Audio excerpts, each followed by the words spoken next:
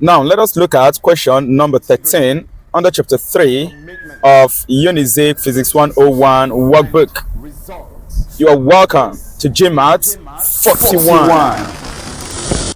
In this question, we are asked, the position vector of an object undergoing uniform acceleration is expressed according to the equation x equal to 3t plus 8t squared. Assuming x is measured in meters and t represents time, calculate the instantaneous velocity at t equal to 4 seconds. So how do we solve this problem? It's pretty a simple one. We are looking for instantaneous velocity at a particular time. To calculate instantaneous velocity at a particular time, we are expected to differentiate the position vector given to us, simply the position. The position is given to us as a function of time. We have it as x equal to 3t plus 8t squared, right? So we are going to differentiate that function with respect to t. That will help us to get the instantaneous velocity function. After we differentiate that, the next thing is to substitute the time given to us, t, equal to 4 seconds. Can we please do that? Velocity is equal to dx dt. And of course, we see that our position function x is equal to 3t, right?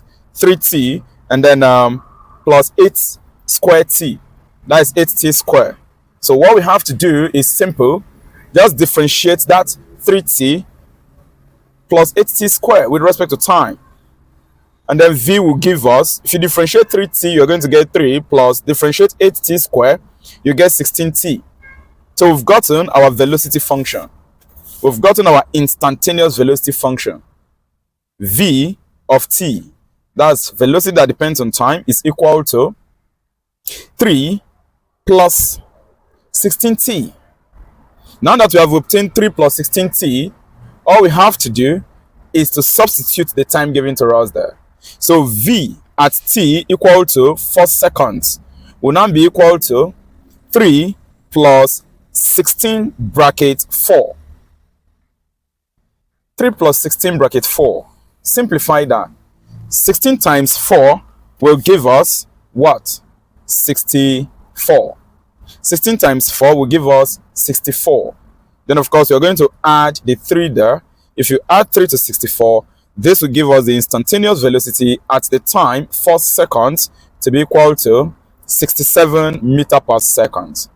So this is how we solve this problem. Of course, that's the solution. You can enter that into your workbook, 67 meters per second. Stay tuned. If you are yet to subscribe to this channel, hit the subscription button right now. Turn on your notification bell so that once I upload any video, or I come on live, you'll be the first person to be notified.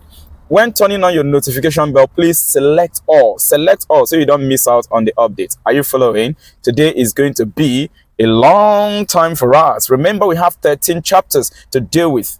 The questions are up to 60 questions in Physics 101 workbook for students in Unizik, 100 level student. And of course, you're submitting this workbook tomorrow.